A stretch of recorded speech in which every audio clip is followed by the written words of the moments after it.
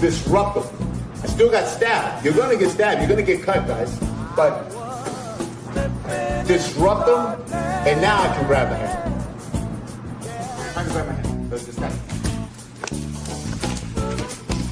How many times did you get stabbed? Wait. My mind beyond the sea.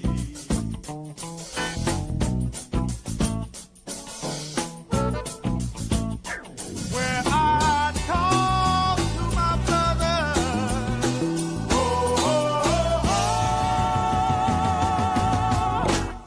who never said their name.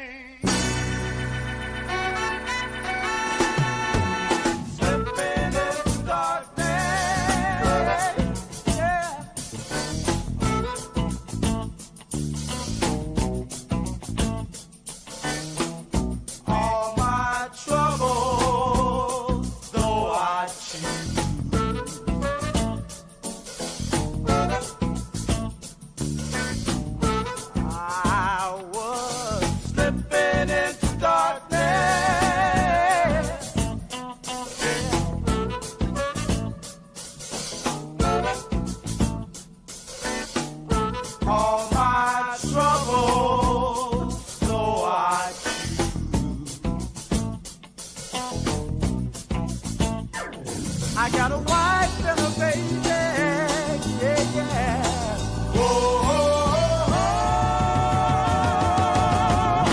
Now my love has gained its fame, yeah.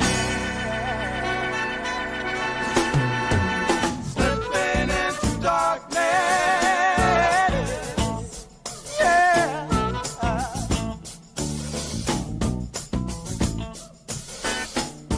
When I heard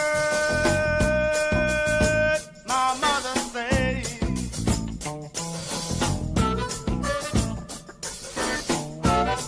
I was slipping into darkness.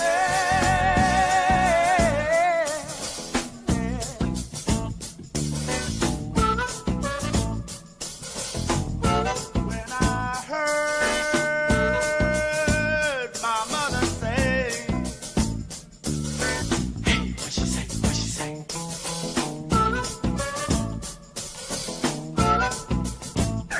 You've been slipping into darkness.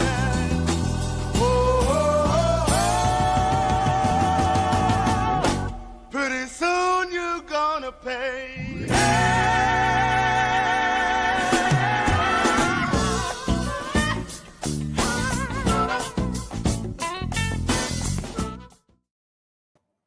Man, Benny, te aventaste. Dude, that was a bad. The beginning took a while, and then the pictures. What do you think, Chalo?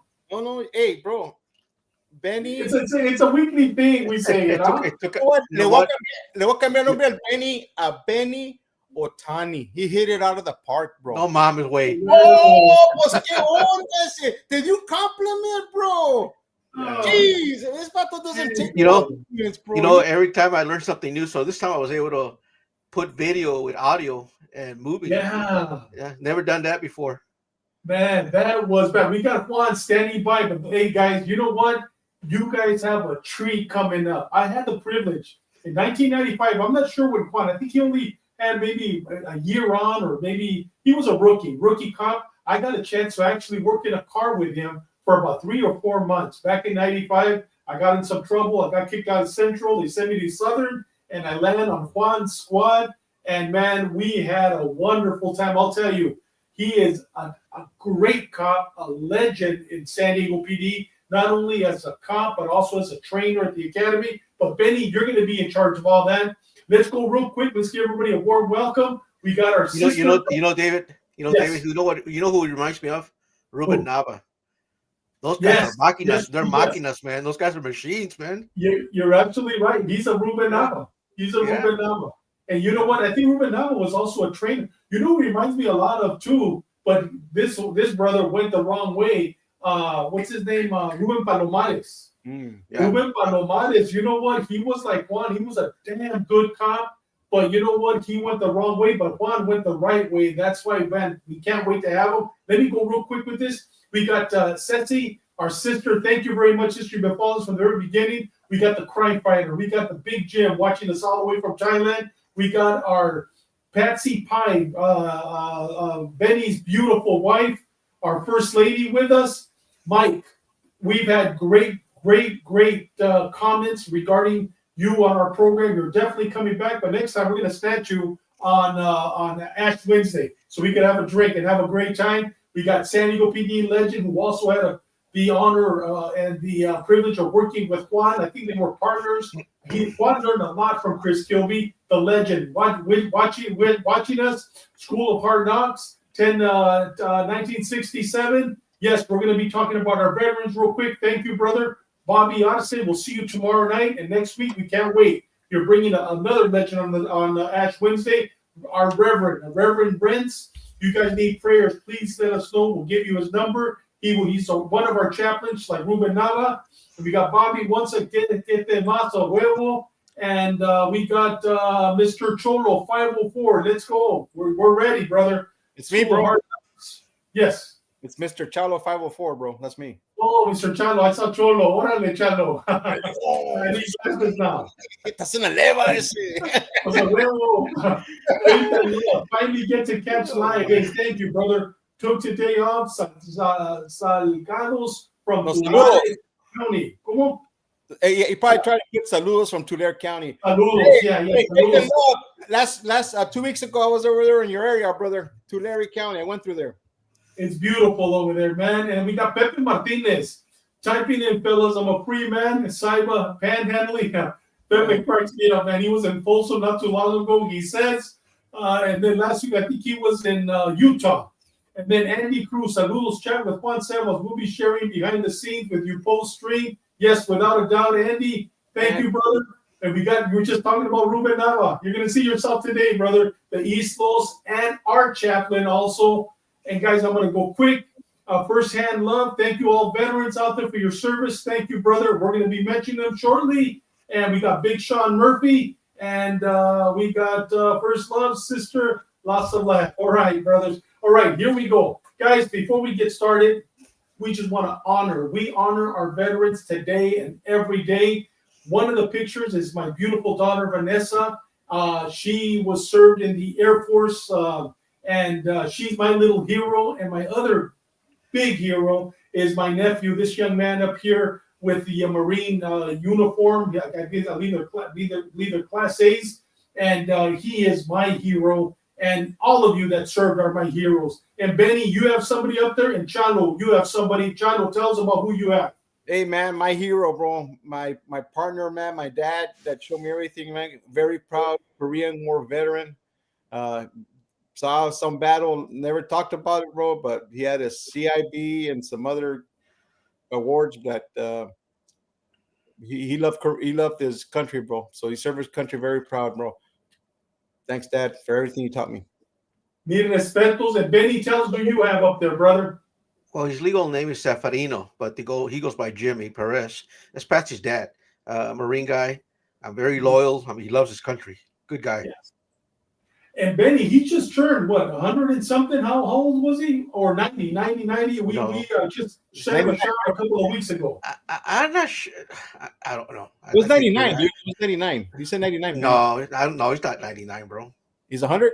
He's probably like 96. I'm not sure. Patsy will probably. Well, you know what? We sent him out a happy birthday. You know what? To everybody that served, thank you. We love you. We respect you. Y mil gracias de todo nuestro corazón. Yes, my dad's name was actually Gonzalo Gastelum Gerardo, dude. That was my dad's special name. Yeah, Gastelum Gerardo. And my daughter's name is Vanessa Contreras Yadav, and my nephew, who's my hero. Like I said, you're all my heroes, but he has a story. Someday, God willing, he'll be on our show. He's still struggling, but God is doing a miracle in his life. Ricky Gonzalez Contreras. And guys, and you know what? If you guys get a chance, talking about heroes, talking about our veterans, go to Netflix. If you don't have Netflix, rent the movie, but you need to watch this movie. It's called In Waves and War. It is probably one of the best PTSD movies that I have ever seen. I mean, I was glued for an hour and a half, and it's like our show. It was like 5 minutes. please take a look at this. This is very real, and there are so many of our brothers and sisters, not only in the military, but our friends and relatives in law enforcement and relatives who've been sexually abused and so forth that are suffering from PTSD. Highly recommend that this movie. Without a doubt, it's actually a documentary. Benny, you know what? We've taken 12 minutes and 41 seconds from your time. It's all yours, brother. Bring in the champ. Yeah, Patsy says it's 94. So 94. Okay. yeah. Yes. So today we're honored to welcome Juan Cephas to the Gray Line podcast. Before embarking on his career in law enforcement, Juan served as a decorated Army flight combat medic. He brings an impressive resume from San Diego Police Department, where he held assignments across southern, central, western, and southeast patrol stations. I think you guys call them substations over there. His special assignments included serving as a community relations officer, school resource officer, and a member of the neighborhood policing and graffiti strike force team. Juan also contributed to, he's a training officer with the San Diego Regional Police Academy, which is the police academy in San Diego County. And of course, we just don't have officers from San Diego County. They come from different counties. They contract with our academy. But anyway, Juan was the TO there. After the academy, before the academy, he reached the rank of sergeant, and his role there was patrol, internal affairs, and again training. Throughout the years, Juan has taught hundreds of police officers and deputy sheriffs across the county. His expertise encompasses the use of force, street gangs, ethics, tactical communications, racial profiling, and defensive tactics. I'm excited to share that Juan's going to be returning in a couple of weeks to discuss high-profile cases that made headlines in San Diego, including the Donna Gentile murder case, which is a very interesting case, caused a lot of drama throughout the county. So Juan's going to talk a little bit about that. So Juan, welcome to the show, brother. Hey, thank you, Ben. Thank you, everybody, for the kind words. I really appreciate it. I want to say Happy Veterans Day to everyone who served, and also to all the veteranos, all the veterano cops, all the veteranos that are just putting in work. Thank you for having me, guys. So Juan, let's get started with we love to hear about your childhood experience with what were some of the key moments and influences that shaped you to be the person you are today? Well, thank you for that question, Benny. You know what? There are a lot of different moments, but I'll try to keep it short. One major thing that happened in my life that was life-changing was the passing of my mom at around 13 years of age. I think, as a young man, you need that guidance from your mom. When that happened, my approach was that, I don't have somebody to go crying to. So whatever I do, I got to make it work. And so that was kind of my approach. And that's how that particular incident influenced my journey in life. I didn't have nobody to go crying to, and I just had to make things work. Another incident that occurred in my life was, before my mom died, there was I lived in Southern California when I was in junior high. They used to call it junior high back then, and there was a cholo by the nickname of Oso. He comes over to my house like at 9 p.m., and I'm not allowed to have friends at my house at 9 p.m. And he's knocking at the door, the back door. So I have to go over there and I'm, hey, man, what do you want? And this dude says, hey, man, you got to come out here. There's the local gang is here and they're going to jump you in. And I was like, what? What are you talking about? They're going to jump me in. But, I can't have my mom and my parents hear all this. So I go outside to find out what's going on. And sure enough, there's Danny Boy and Güero and a couple other vatos that are out there. And they tell me, hey, you know what? We're not here to jump you in. We're here to take care of this rat, which was also. And they say, hey, are you in? Are you down? No choice. Yeah, I'm down. because if it's not Oso, it's going to be me. So, I start hitting Oso, and I'm like, hey, man, get down and stay down.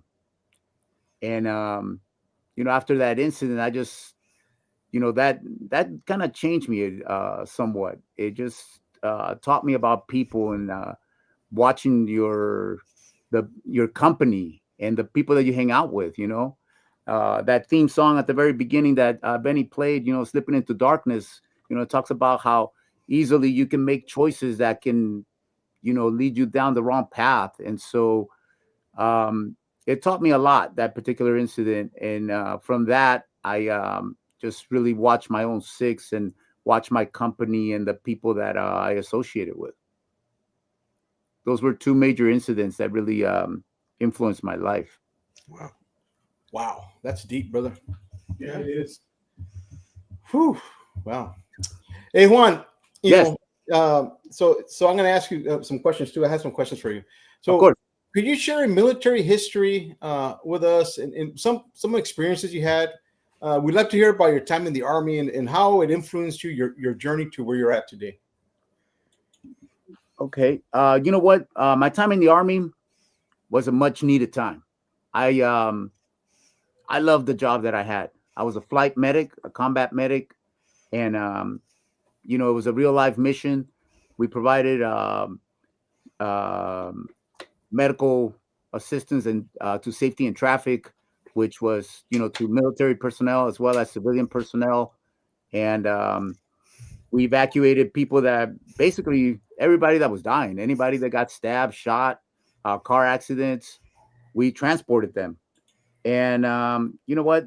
That was a really great job that taught me a lot. But let me back up for a second. I was thinking about joining the military, and there was one incident that really just pushed me over the edge. I had a couple of friends that were good friends, and they were going to join the military as well. So we were thinking about it. But, I was going to this school, and there was a guy by the name of Saigon. And Saigon was also a student in that school. And one day I show up to class, and there's another student that tells me, hey, man, did you hear about Saigon? And I'm like, no, what happened to Saigon? And they tell me, hey, you know what? He went crazy. He killed a cop. He shot another cop, and he shot a ride-along. And I was like, oh, my God, what? So, we're talking about Saigon Pen, 1985. And I was thinking, you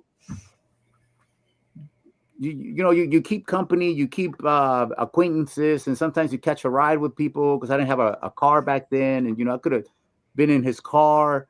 And that moment right there, I said, you know what? I'm leaving. I'm getting out of San Diego, and I'm going to go ahead and join the military. And that's when I joined the Army. And so, back to the job in the Army, I really, really enjoyed it. I thought, if anything's going to happen, I'll do it to save our country, to protect our country. And I signed up. In that job that I was doing, there's a lot of stress. There's a lot of trauma that you see, and a lot of trauma that you internalize. So at 19 years old, I didn't know how to handle all that trauma. You internalize it. But I just remember people that were dying, pulling on my arms and asking me, why me? Why me? And I didn't have any answers. But, I took that to understand that life is short, life is precious, and you just have to really enjoy life. And I took that away from that job.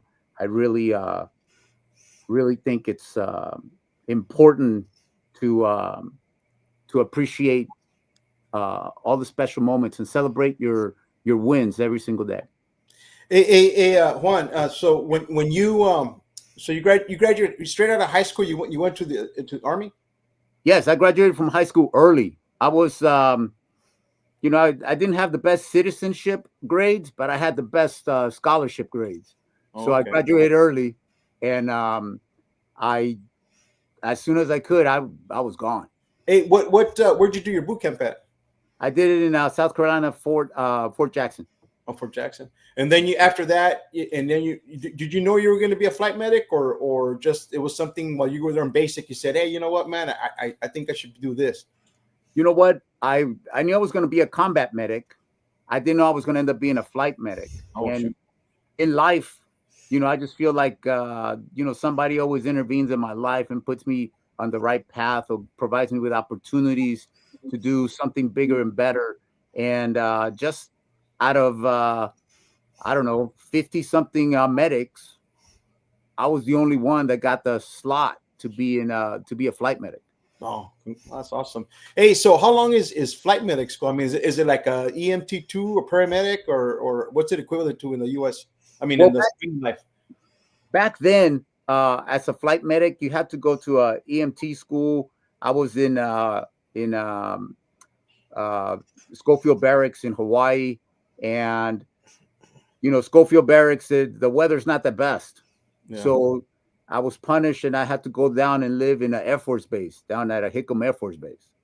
And if you know the difference between Army and Air Force, once you live in an Air Force base, you don't ever want to go back.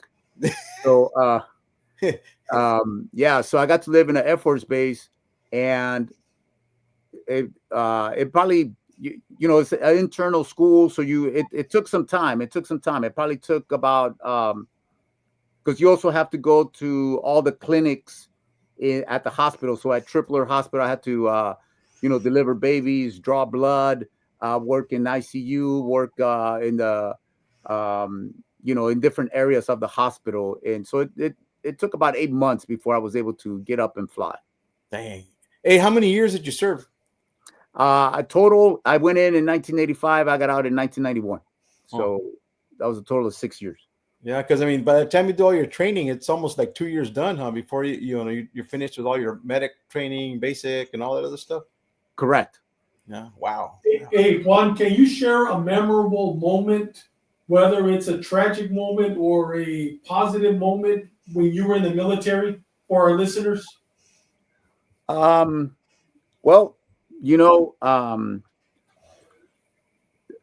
a lot of moments, but the one I'm thinking about is I remember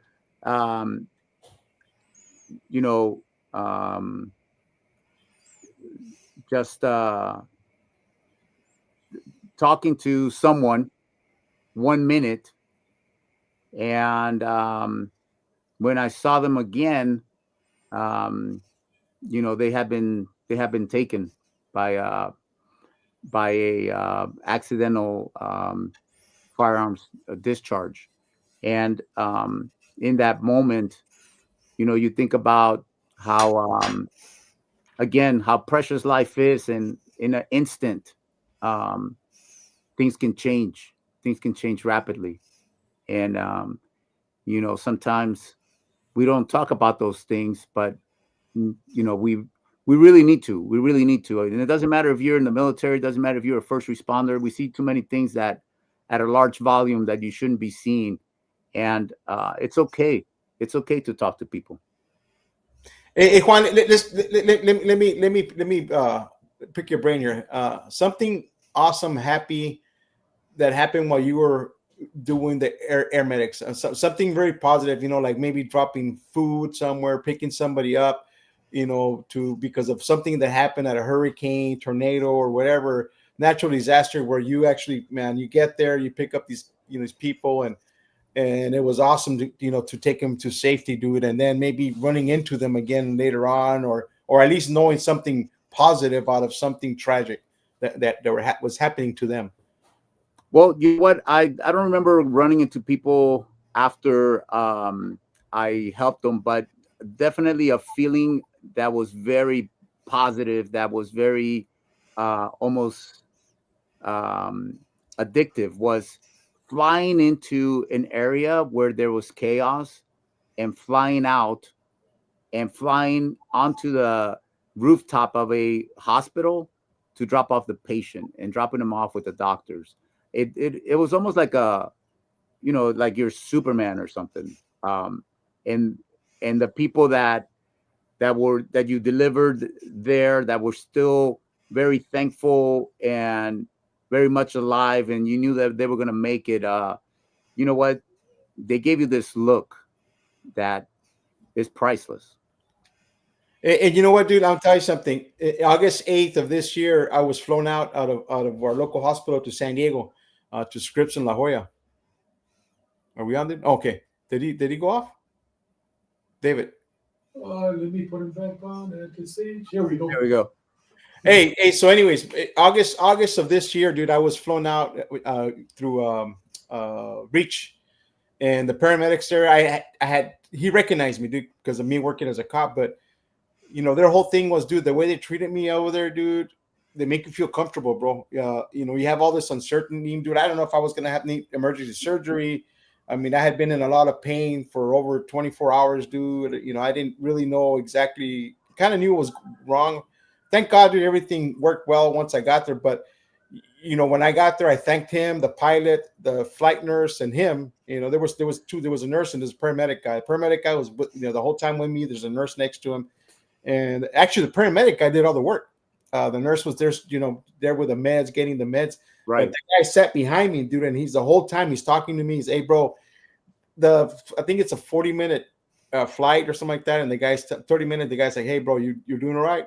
How's the pain, bro? Right before he took me, he says, hey, bro, how you feeling? I said, dude, I am so nervous, dude. Last time I flew helicopters in 1987, I said, dude, I was 20 years old at the time, and dude, I'm more nervous than scared, and because of what's happening to me. And then, dude, it's flying in the summertime across the mountains, you get a lot of turbulence, bro, on the helicopter. Right. And so we had a good ride, bro. The pilot was saying, man, it's a smooth ride, man. We got to San Diego, and I'm going, oh man. He goes, now we're gonna land at Scripps for the first time on this helipad because the FAA hadn't approved it. So I was like, oh shit. Oh. Anyways, you guys do the paramedic, the medic, dude, is what made me feel good. Dude, gave me that reassurance. Hey, bro, you're gonna be okay. We got you here. Now it's up to God and the doctors to get you well. We got you here, and that's the feeling that you're saying. That I understand, dude. That it's a good feeling, dude. Taking somebody alive and leaving them alive. If something happens to after you drop them off, you say, hey. You made it there alive, bro. He didn't die on my watch. I mean, the look in their face is what is really rewarding, because they don't even have to say a word. You know what they're thinking. You know that they're very thankful for what happened.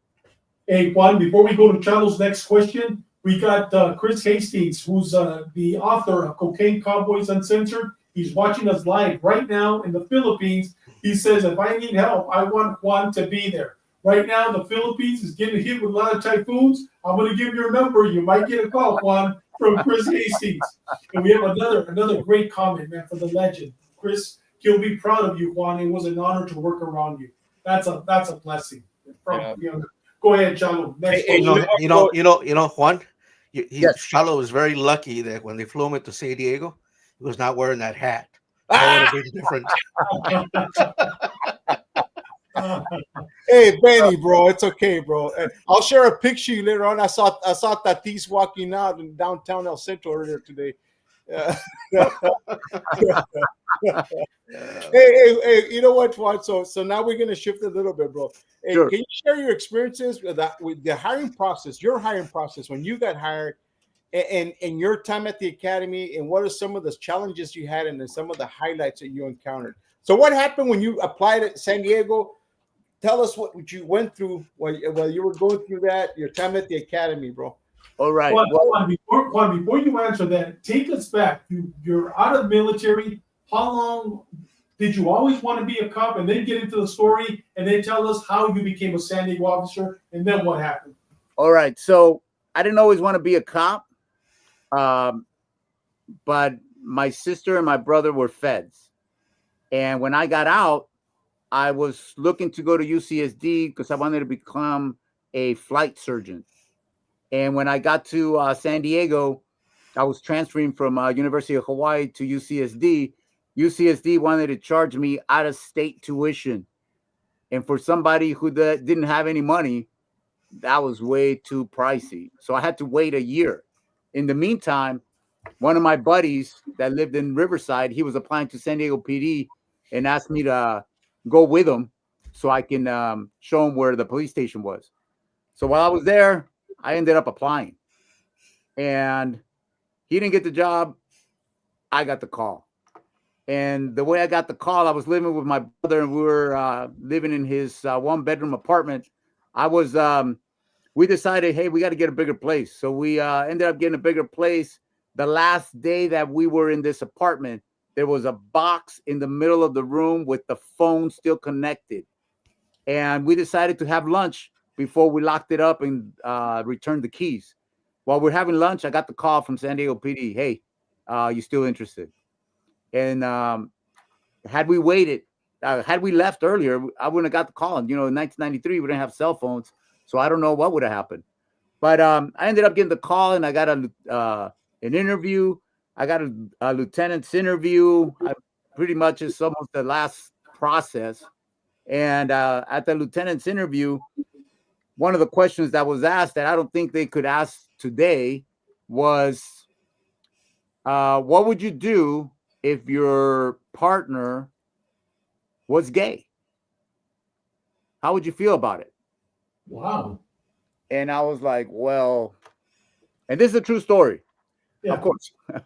I said, well, sir, I wouldn't have a problem with it because, as a matter of fact, I encourage all men to be gay. And I paused. And the lieutenant and the sergeant were puzzled. And I said, yes, because that means that there are more women for me. And that was my answer. I mean, it's a true story. I'm sorry, it's a true story, but I feel funny saying it now, but that's what happened. And the detective later on came to me and said, hey, man, you know what? They were on the fence about you, but when you said that, they were like, okay, yeah, this guy's in.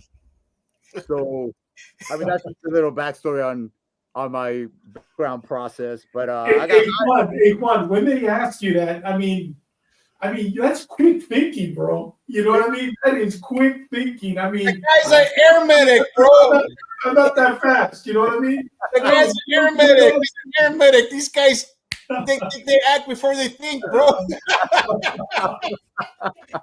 That's a great answer, man. Oh, yeah, so it was Lieutenant. No, never mind. It doesn't matter. But yeah, it was a funny story. They never let me forget it afterwards.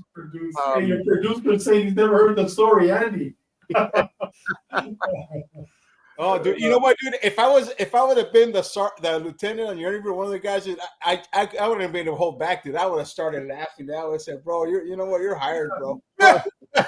Well, they were. You could tell that they wanted to laugh, but they held it. They held it. And then, like, shortly thereafter, they told me, "Okay, go ahead and step outside." I'm sure that's when they cracked up. Oh, shit. Yeah.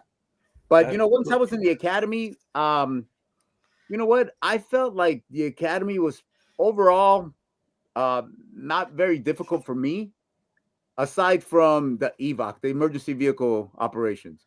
And the only reason for that is because I used to drive a really small car, like a sports car, and all of a sudden now I had to maneuver this big old Crown Vic. Yeah. And with all the cones, I wasn't having a good day. But aside from that, you know what? I did a pretty good job at the academy. I think what I got the most out of the academy is some of the relationships that I developed with some of my classmates. There was a guy that used to play baseball in the Yankees organization in the farm system.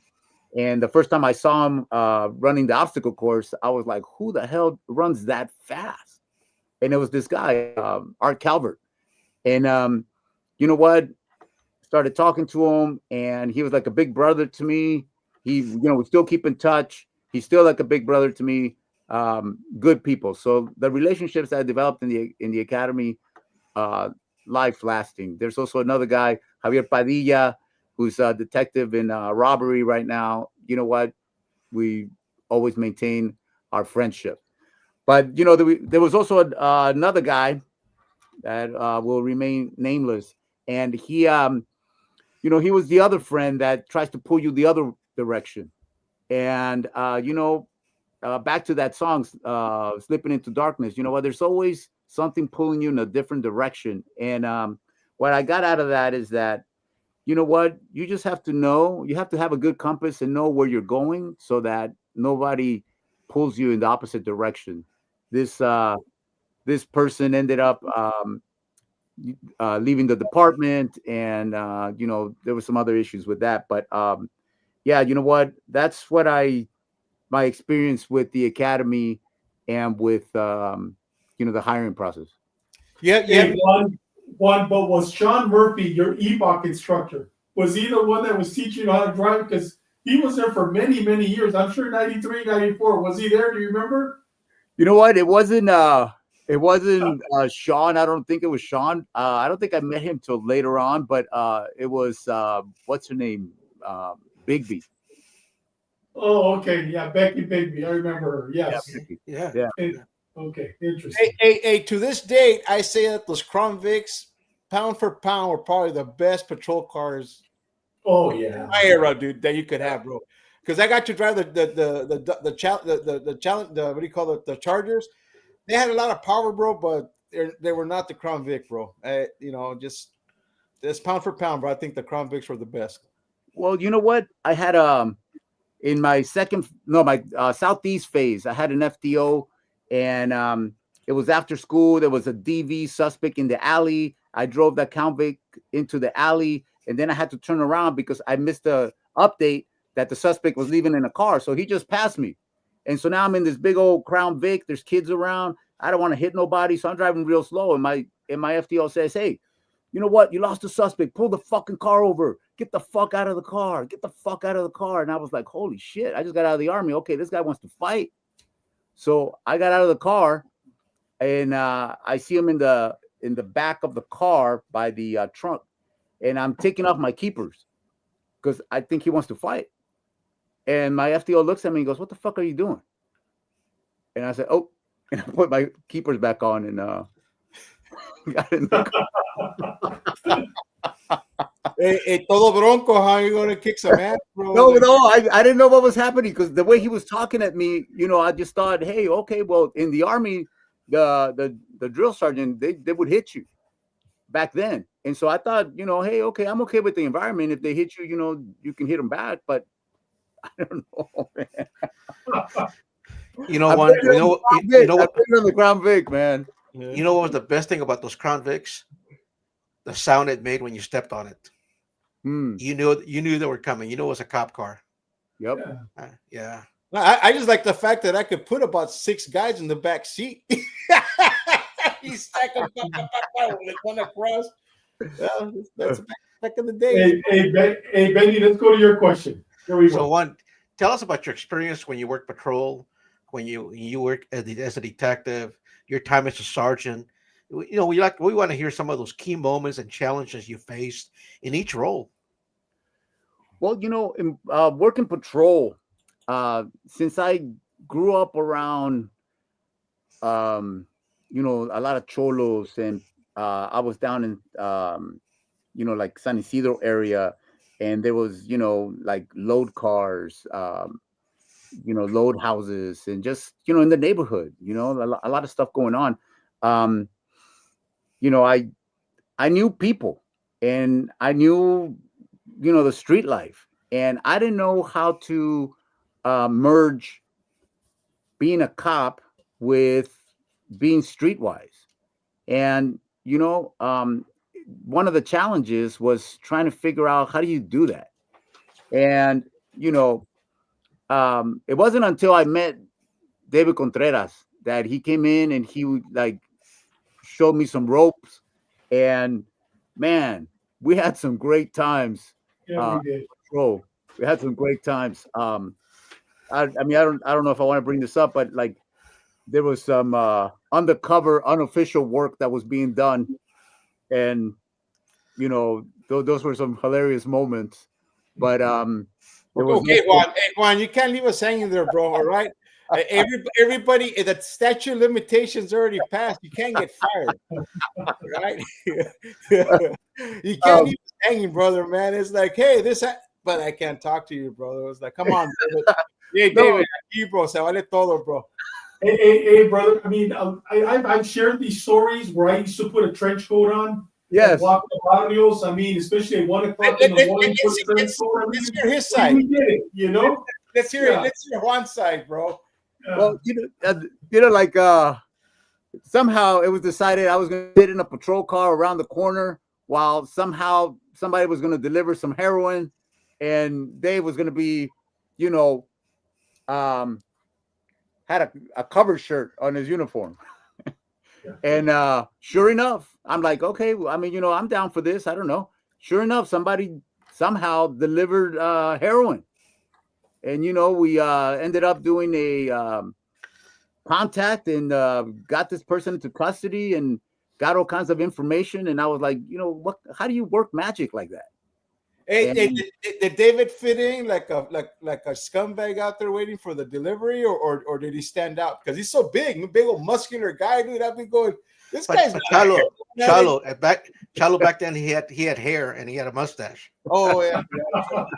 No, dude, but he's stupid. Hey, most of your drug dealers they're not that big, bro. This guy's the size of a freaking big old statue or something like that.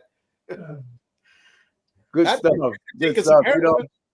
I also I think of another story, and that is that aside with working with Dave, once I was working somewhere else, I saw a vehicle that in the downtown area that violated the signs, something minor, traffic. But I noticed that it was 5 cholos in a nice BMW. So, they committed the infraction. So I pulled them over, and this was like in the afternoon, not at the afternoon, but like in mediodía, like at noon on a weekday downtown with before COVID, with all the yuppies running around in a suit with tennis shoes on. And I pulled this vehicle over. I'm walking up on the driver's side, and I could see the driver kept on looking in the side mirror, right? So red flag right there. Then one of the passengers in the back says, "Hey, I viene el mayate." Oh. And so, another red flag. But I was already at the car, and for whatever reason, I decided just to open the door. As I opened the door, the driver reaches under the seat. And my instinct was to put my left arm around his neck and put him in a carotid, and pull my gun out, and I pointed it at all the other passengers, and I said, "If put your hands on the seat in front of you and the dashboard, or everybody's gonna die." And as I said that, the driver dropped something because I could hear it hit the floorboard. And long story short, he was pulling a gun out, but he had it wrapped in something, and so he couldn't unwrap it. So that's why he was fumbling. So that gave me a second to be able to put that carotid on him. This gun was used to kill a young woman by the name of Adriana Piñón. And Adriana Piñón was a up-and-coming actress in The Young and the Restless. And, that gun was used to kill her.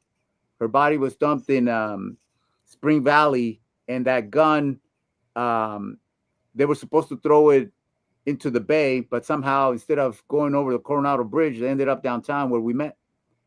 I always remember that story, which is interesting because I heard you guys in one of your other episodes talking about Detective Focal or Panther.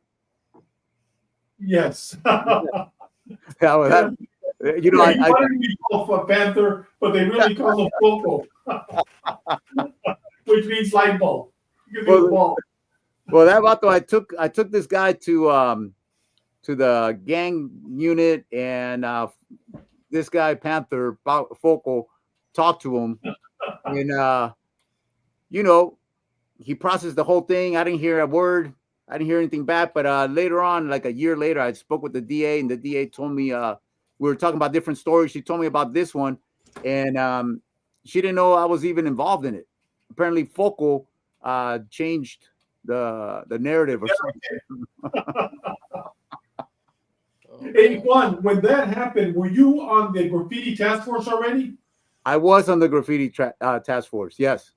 When that happened, okay, yes, I remember that. Yes. Yeah. You know, that was, for those that don't know, you know, Juan speaks fluent Spanish. I know, like when I talk to him on the phone, we're throwing slang. It's like talking with Chalo or talking with David. I mean, he is fluent. Hey, Juan, is Cephas Dominican? no, it's a Greek name, but don't ask me who is Greek in my family because maybe in ancient times. Hey Juan, your mom was Mexicana, right? Your mom was Mexicana. Your dad was African American. Yeah. She was from Puebla, Mexico. My dad was from Philadelphia. And you grew up in a barrio. You grew up hablando puro español con la gente del barrio, correct? Yeah, well, I grew up in Puebla in the early years, so you know, English is my second language. Yes. So and then we moved to New York for a little bit, but then in New York you get beat up for not speaking English, and so that's a whole different other story. And then in Mexico you got beat up for being curly haired. Hey, but there's a lot of negritos in Mexico though, bro. Yeah, in Veracruz, yeah. But not in Puebla, not in Puebla, not in 1973, bro.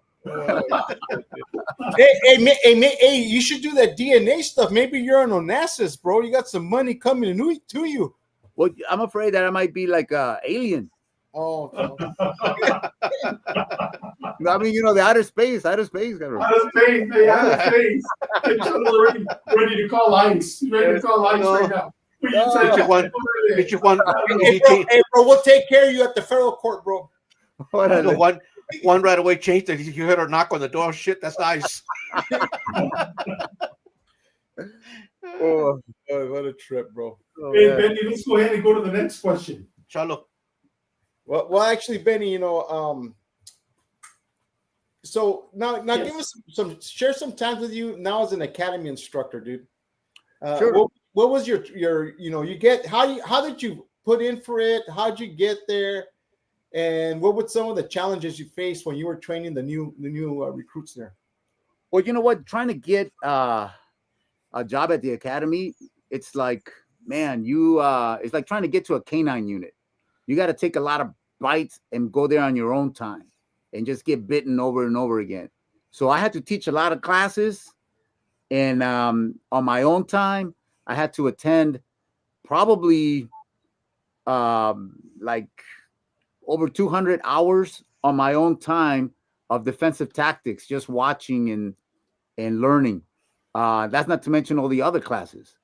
And so it took a long time to get hired, but I expressed interest like in 1998, and I didn't even get hired till like almost 2002. Oh, so it took a while, but you know what? I stuck with it because it was something that I thought would be rewarding, and I was right.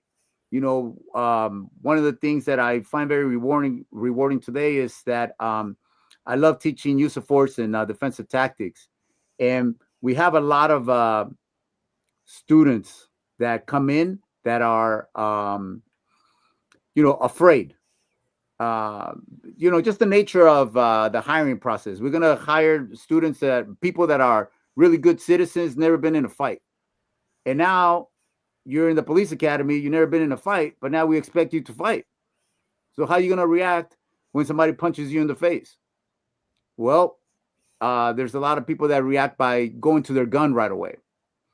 And I have to meet students wherever they're at and help develop them into the kind of cop that can now be my partner and not get me killed.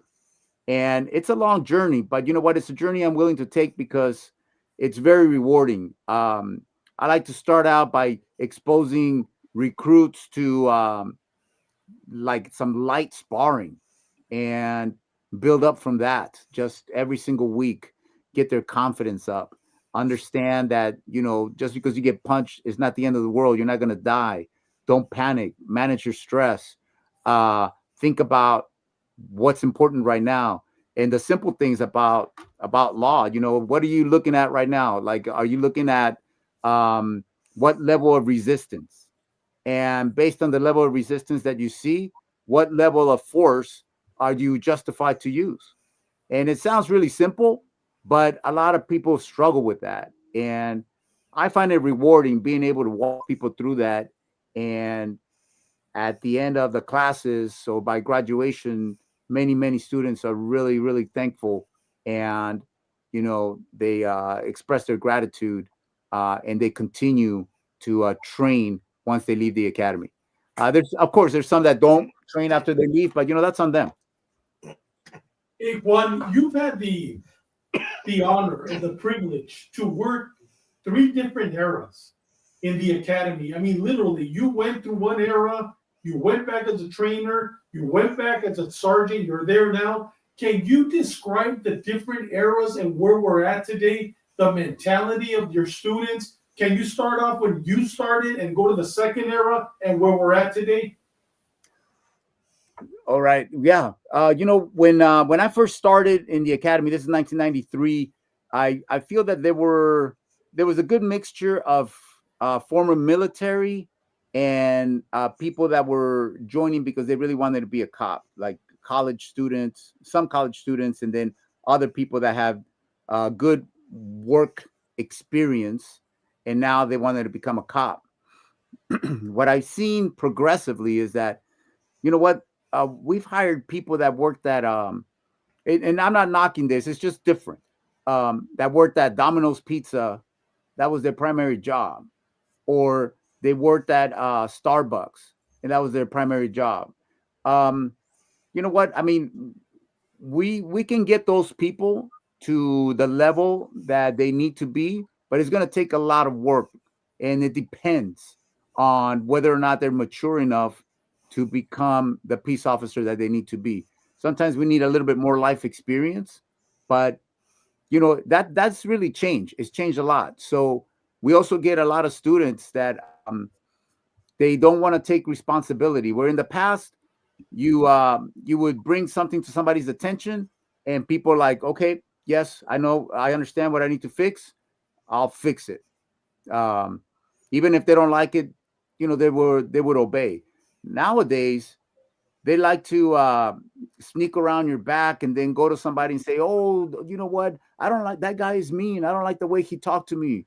And I think he's got something against me, something personal. You know, I've seen it happen to other instructors recently. And, you know, that's a little bit disheartening because as an administration, we need to be able to see through that and understand that times have changed, but we still got to hold people accountable. And that's one of the biggest things that I've seen have changed. That's interesting. Wow. Hey, Juan, time's against us. We got 5 more minutes, and I really want to touch, and I know it's Benny's question, number 7. Go ahead, Benny, because we really want to push your show. And I know you're coming back. Benny just said he's a producer. Whatever CC says goes. We're coming back. We have so much more to talk about. But Benny, your last question. Well, Juan, you know, there's so many things when you come back, we got a lot of topics we're going to cover. You know, some of it you already kind of touch on that a little bit. But Juan, tell us about your podcast, your channel. What inspired you to have this, and what are some of the topics you cover? Well, you know what? There was a number of things that inspired me to do this, but you know, I've had students, recruits that have been charged with you know, assault with a deadly weapon, or they've been you know, charged with other crimes based on their use of force. I've had students that were fired for, you know, the way that they interacted with a community member. And you know, what I don't want to see is more students of mine get fired or, you know, get incarcerated. And I think it's really important that we take a different approach at how we train our cops. So the mission of Line Up with Phit PD is twofold. Number one, we need to humanize cops again. People need to understand that they are people behind the badge. And so that's one of my missions. I interview different cops from different walks of life, and I show the human side of cops. There's, as you already know, there were so far there are 285 cops that were shot this year in America as of last week, and there's almost like one shot every single day. We need to humanize cops and respect cops again. The second part is that I want to raise the minimum standard of training for defensive tactics for cops in the state of California. That's what I want to do. And I've been bugging the senators, I've been bugging the governor, I've been bugging various different politicians to at least start the dialogue to make these changes. And we owe it to these cops that are getting fired, that are getting prosecuted, to train them properly. One of the things that's sad is that every 2 years, you only get 4 hours of defensive tactics training in the academy. Every 2 years. Well, shit. Imagine if you were lifting weights 2 hours. 4 hours every 2 years. Forget it. Don't even lift weights. It's not going to do anything for you. But that's what we do. You will look like Chalo. Yeah. Hey, I had to say it, Chalo. I had to say it. Hey, I understand you guys are getting me back because, hey, Go Dodgers. Go Dodgers. I was gonna go to Tampa Bay to go see your team over there, but they don't have a stadium, so Exactly. Juan, in the late 80s, 88, I became a FTO in patrol, and in the 90s. And one of the things I would ask my trainees, you been in a fight? He says, what do you mean? I thought, a fight. Have you been in a fight? At the academy? I thought, you got in a fight in the academy? He said, well, no, I fought at the academy. They showed me how to fight. I thought, you've never been in a street fight? No. And next thing you know, 2 hours later, we are at a 415 DV, and it goes to shit. And first time they go hands on, and they freak out. They panic. They shake. At the end of the fight, they're shaking. It's like, oh shit, hey, it's for real. Yeah. You'd be surprised, and like I said, this thing about the hiring process and hiring people that have never have street experience, street life, and I'm talking about the right kind of street life, not, and it's out there. It's been out there for a long, long, long time. Well, we get recruits that cry.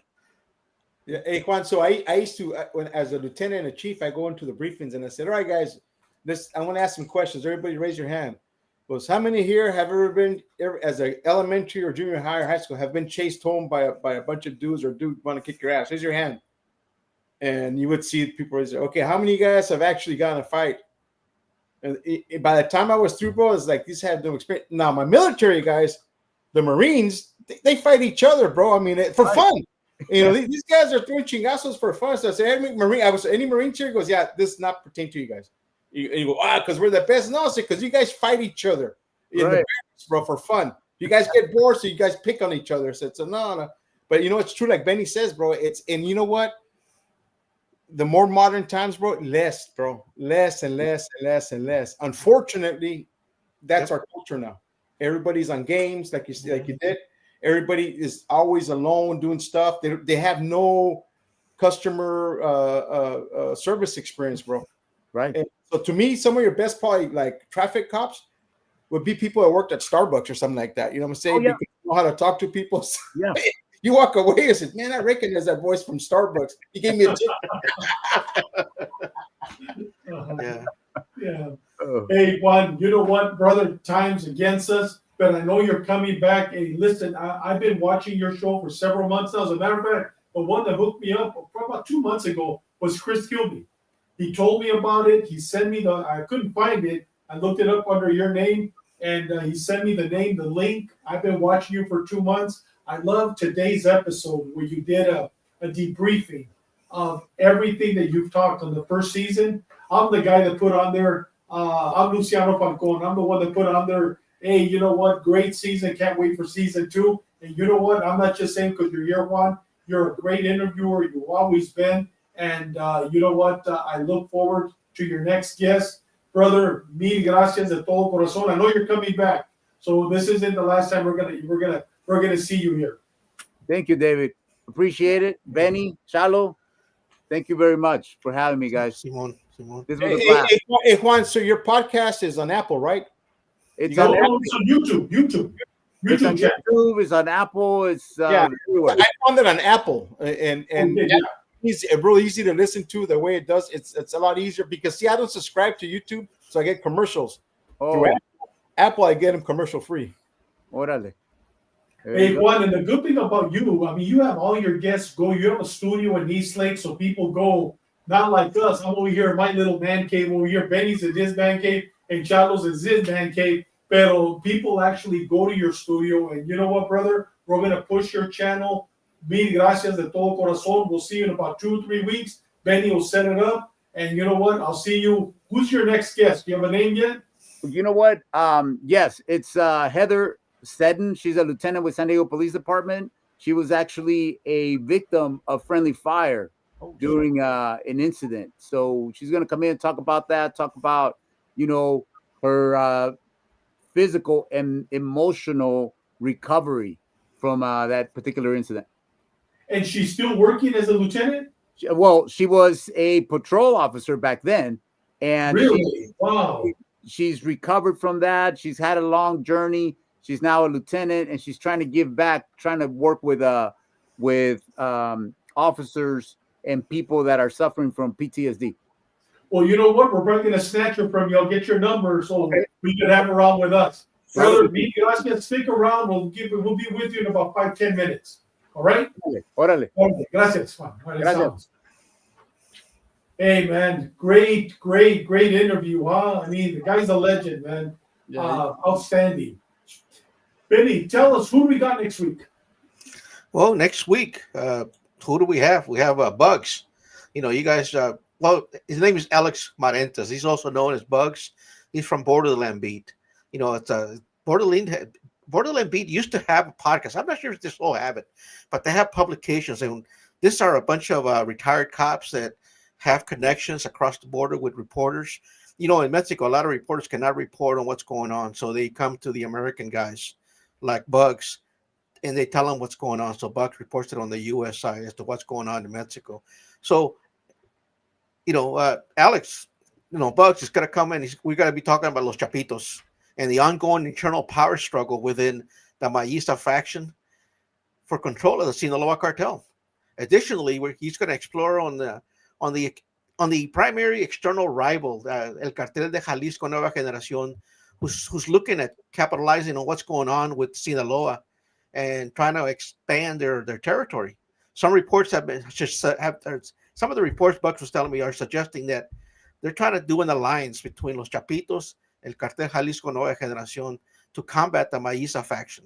So it's going to be good. I mean, Bugs is on top of this. As a matter of fact, right now he's doing he's a speaker at a conference in Texas, I think, or Texas, yes, on Mexican cartels. I mean, Bugs is a great person for connections. I also talked to Bugs about coming back again, and we're going to cover the current state of affairs in Tijuana. It's going to shit in Tijuana every day. Gun battles, drone attacks, people dying on the street, people being found dead. Same thing with Mexicali. So he's going to provide us an insight into Los Rusos and the recent drone attacks in Tijuana. So stay tuned. I mean, it's going to be a great interview with Bugs. I can't wait. And guys, tomorrow night we got part 2 on the Aryan Brotherhood. Like we said last week on Ash Wednesday, we're not experts. I'm not an expert on the Aryan Brotherhood. And I'm telling you, tomorrow night we're going to be getting into the Black Guerrilla family war with the Aryan Brotherhood. Yogi Pinel being murdered by the Aryan Brotherhood. It's going to be an outstanding episode. Once again, we're going to be showing videos, some pictures. It's going to be a great episode. We'll see you tomorrow night. Have your whiskey, have your bourbon, or have your water ready, because we're going to go on a journey tomorrow with, once again, on the Aryan Brotherhood. Guys, with that said, Benny, any last words, my brother? You know, when you see Juan and you see his fatigue, you know how he is, he's built. The guy trains. He's trained and he's ready for whatever comes up. Another person is Ruben Nava. The other guy is Hector Bravo. Those guys are trained and they're ready to go and feed off. I mean, you guys could text Hector Bravo or anybody, any one of those guys, you know, Nava, and ask him, hey, how should I train? What can I do? Learn from these guys. These guys are experts in this field. You know, take advantage of our podcast where you see these guys and you see what they look like and you see how they are. Just reach out to them and train. You know, be prepared for the ultimate sacrifice. I mean, if it happens, you know, you got to be able to fight and not be a victim. Chalo. Well, you know what? Like everything, man. All these great guests we have, man. One big thing like they have, like last week's guest, you know, they have a lot of integrity, and it's integrity that was taught to them by their parents, by their guardians, by their grandparents, by their uncles, man. And they're the ones that teach us and build us up as children. And all we got to do is keep on doing what they taught us, and that's to have integrity, man. That's a good character trait to have. And if you don't have that, then you're not a good person. And like I always say, you know what? Live a purpose-driven life. Let every day, every second count. Work out. You don't have to be a cop to continue working out. You could be retired, keep working out. Not only work out, but remember, give without expecting nothing in return. And with that said, we're going to end our show today with a song that fits Juan Cephas to the T, Wolf Hunter. Here we go. The song goes out to all those holding that thin blue line strong out there in the streets every single day. I got you. Yeah, I will defend my brothers, I will defend the weak. I will pursue and fight evil so others may sleep. I am the sheepdog, protecting the night. Wolf hunters unite, bring it on. It's time to fight. As that alarm clock beeps, it wakes you from your sleep. Pull back the sheets, it's time to hit the streets. Dudes, fresh shave your face. Girls, put up your hair. Back breaking and aching from the equipment that you wear. Face to face with your locker, strapping on your vest. Pray to God it'll block a hollow point from your chest. Join up with the squad, that's the crew of the night. Here again, our evil man took another life. Got a price on your head, brother, better beware. Load up that Glock and prepare yourself for warfare. Spread grips to the concrete in this dead heat. Load up that Crown Vic and get back up on the beat. Play the fools what you get, not even a damn handshake. As the sun sets on that city landscape, nothing can stop you, snow, rain, or thunder. Gotta hold that blue line tight, you're the wolf hunter. I will defend my brothers, I will defend the weak. I will pursue and fight evil so others may sleep. I am the sheepdog, protecting the night. Wolf hunters unite, bring it on. It's time to fight. I will defend my brothers, I will defend the weak. I will pursue and fight evil so others may sleep. I am the sheepdog, protecting the night. Wolf hunters unite, bring it on. It's time to fight. No words can express the lack of